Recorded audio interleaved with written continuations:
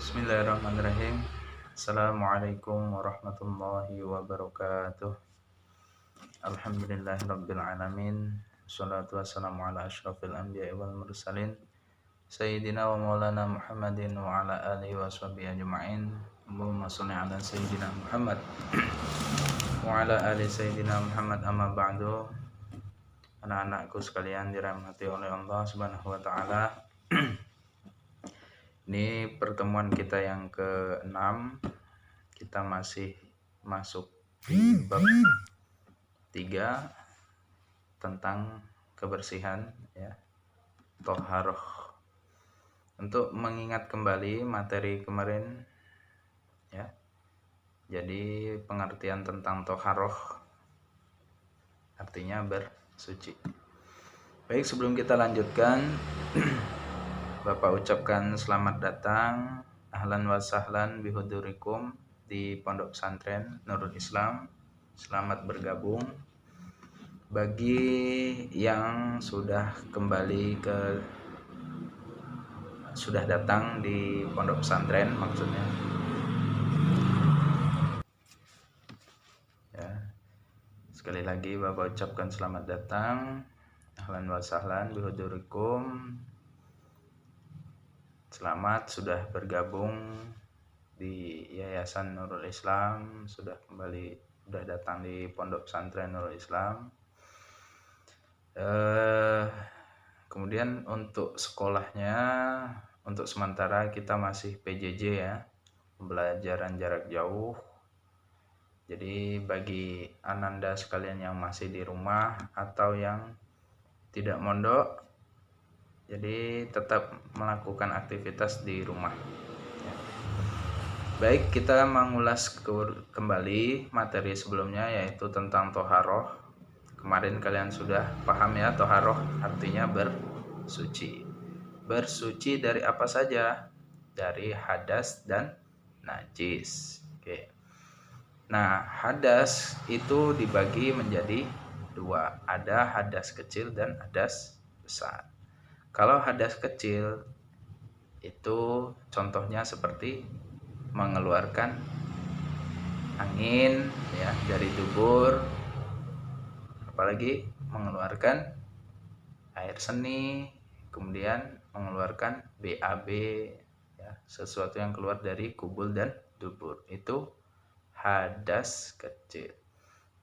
Nah, sedangkan hadas besar, ya, contohnya kemarin sudah Bapak sampaikan, kalau yang laki-laki itu mimpi basah, kemudian kalau yang perempuan itu menstruasi atau datang bulan, melahirkan, nifas, dan hubungan intim, ya. Oke, sedangkan najis, menghilangkan najis itu adalah membersihkan diri dari najis, baik itu najis yang ringan, yang sedang maupun yang berat. Contohnya itu adalah kotoran. Nah, di materi selanjutnya kita akan membahas bagaimana cara toharoh atau membersihkan diri. Yang pertama yang akan kita bahas adalah tentang mandi wajib, ya, hadas besar, ya. Untuk menghilangkan hadas besar itu adalah dengan cara mandi, ya. Hadas besar ini biasa sering disebut juga dengan jinabat atau junub. Nah, yang pertama rukunnya adalah harus niat mandi dulu. Niatnya adalah nawaitul ghusla, ya. Ghusla itu mandi. Tiraf'il hadasil akbari fardhol lillahi ta'ala, ya.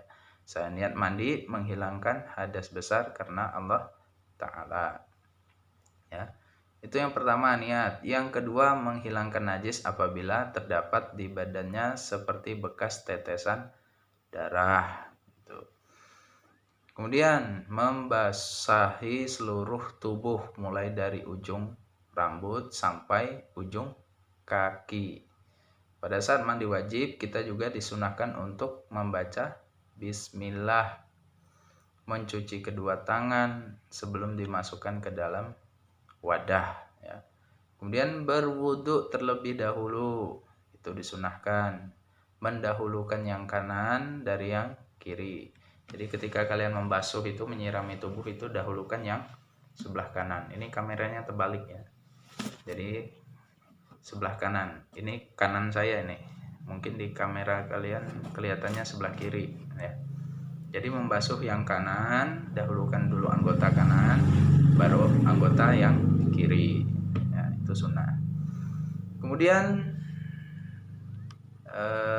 cara bersuci ya, yang kedua adalah wudhu untuk menghilangkan hadas kecil. Tadi kan hadas besar, sekarang hadas kecil. Tata caranya adalah, yang pertama adalah niat ya.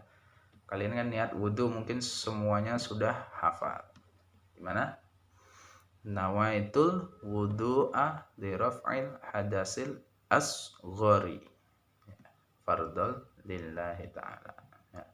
Kemudian yang kedua disunahkan mencuci kedua telapak tangan ya, berkumur-kumur, kemudian membersihkan lubang hidung ya, itu sunnah. Kemudian setelah itu membasuh muka, ini rukunnya, membasuh muka ya, kemudian membasuh kedua tangan sampai ke siku ya, sampai ke siku.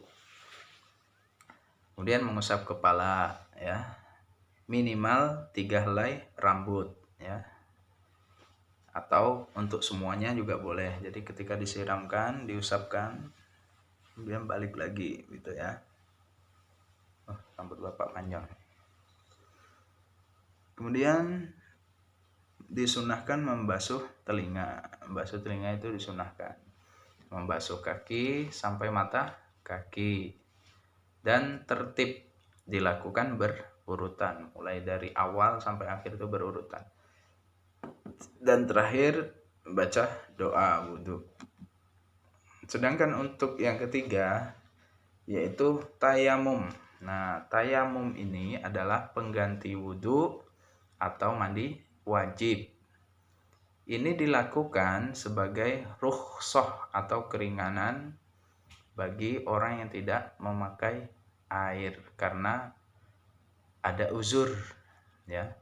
Jadi untuk lebih mudah memahaminya, ilustrasinya, ketika sedang memiliki hadas kecil atau hadas besar, sementara kita harus segera sholat, namun pada saat itu tidak tersedia air atau tidak menggunakan air, tidak bisa menggunakan air ya, karena sesuatu hal, misalnya sakit.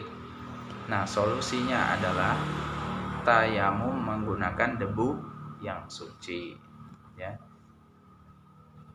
Nah, tata caranya adalah yang pertama harus tidak ada air ya, syaratnya tidak ada air ya.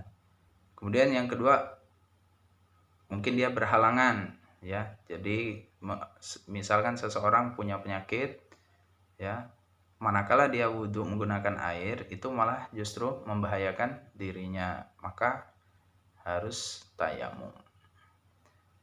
Nah, ketika masuk sholat maka bertayamum. Yang pertama sunnahnya adalah niat. Rukunnya ya. Rukunnya yang pertama adalah niat.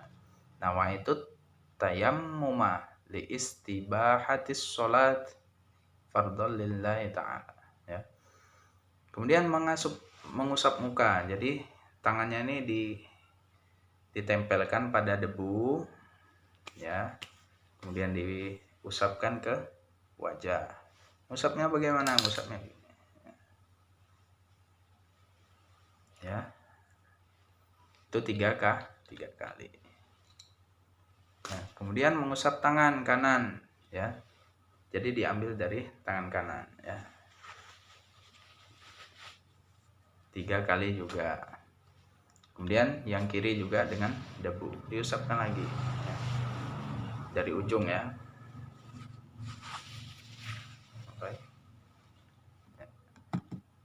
Lalu Bagaimana setelah tangan? Kaki dia usap juga apa enggak? Ya, kaki enggak ya. Jadi cukup muka dan tangan ya. Tangan kanan dan tangan kiri. Nah, jadi cukup sekian penjelasannya. Kalau kalian butuh tambahan atau butuh dari bacaan yang lain, silahkan buka LKS-nya. Untuk lebih jelasnya kalian baca LKS. Ya, kurang lebihnya mohon maaf. Wallahul muwaffiq ila aqwamit thoriq. Assalamualaikum warahmatullahi wabarakatuh.